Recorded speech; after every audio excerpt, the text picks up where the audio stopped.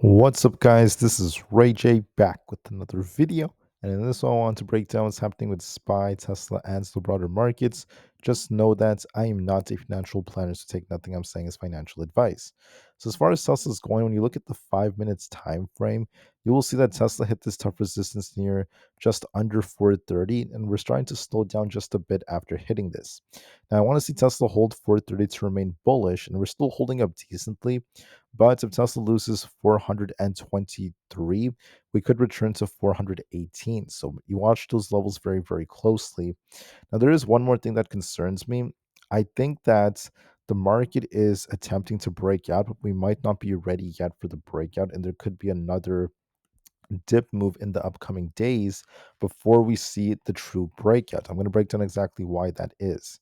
So, as far as Tesla's going, there's been a lot of talk about Tesla developing their robo taxis and continuing to develop FSD, which is going to help them to do that. And there's been a lot of good news that's been coming out in the last couple of hours.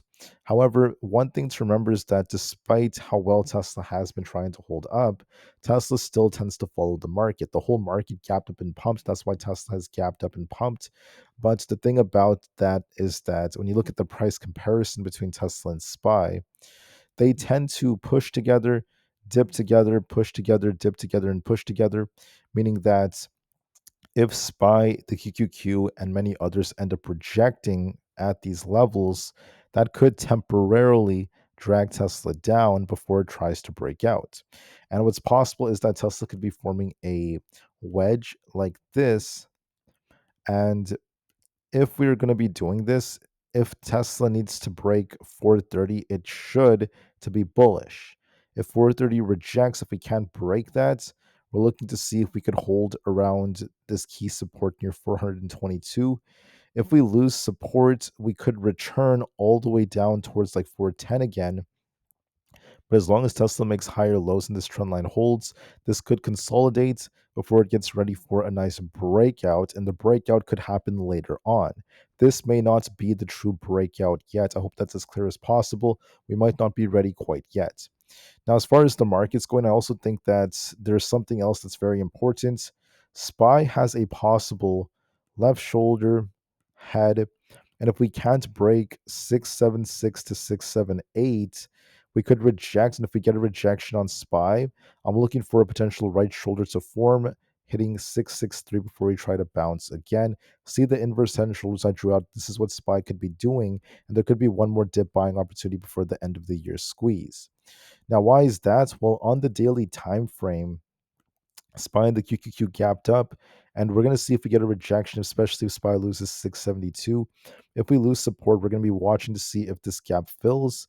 Same thing with the QQQ. Are we about to reject if we end up losing essentially 608? I'm looking for like 604 or below to fill this gap.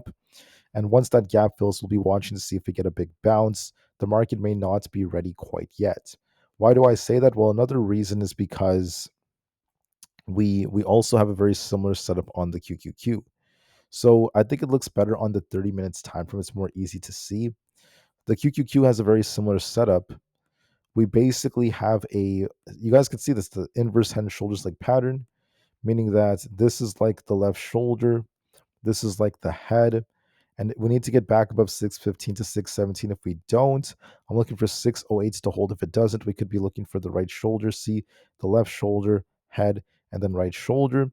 And then we could be looking for an end of the year squeeze after that. But this right shoulder could be forming, and this could be a potential dip buying opportunity.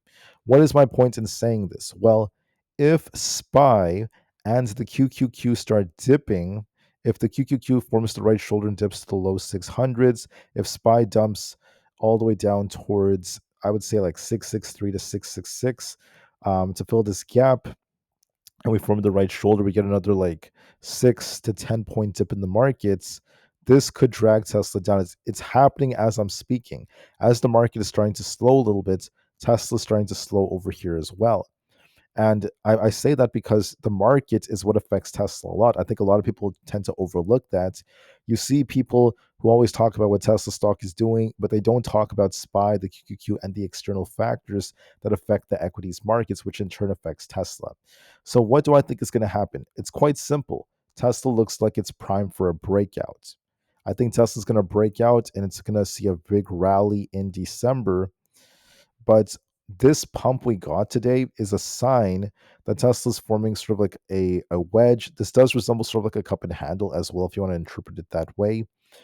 And I think that what's going to happen is that if we reject here, to invalidate this, we need to break 430. If we don't, we could reject. And if we reject, we're looking for a retest of like 410, a bounce, and we're going to get tighter. And then eventually, this is going to attempt to break out for the 440s or above for a bullish wedge breakout. So watch that very closely.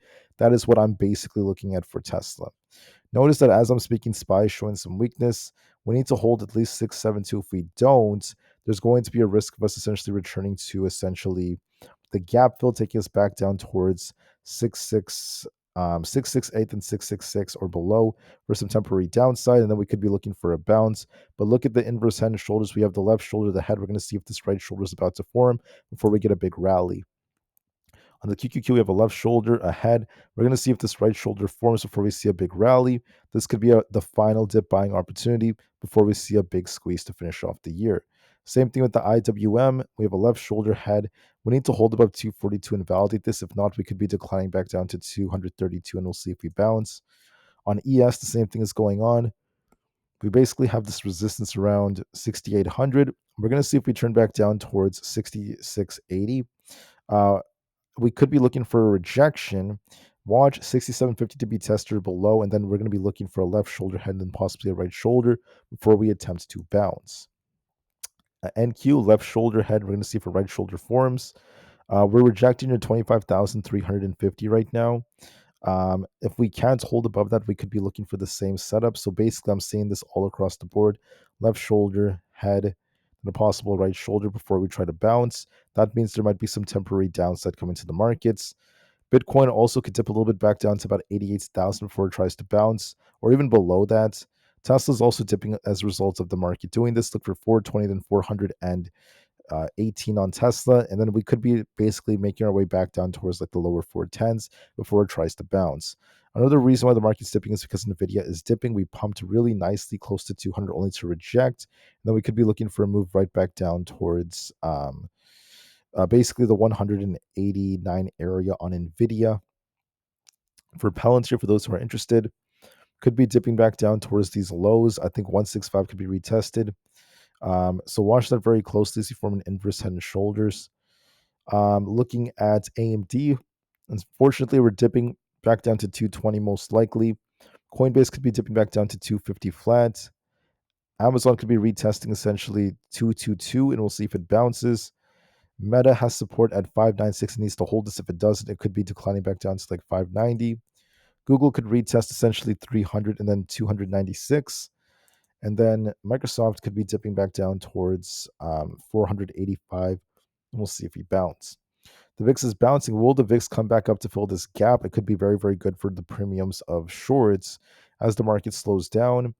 And then keep in mind that this could just be a temporary dip for the inverse head and shoulders and spine, the QQQ. If they truly pan out, this could drag Tesla down temporarily. But Tesla overall has like a bullish wedge. So even if it comes down a bit, we're basically just doing this, respecting this wedge, I think. And then we will eventually most likely break out soon. As long as you respect this wedge, that's what Tesla will likely be doing. Thank you for listening, guys. Have a good rest of your guys' days, and peace out.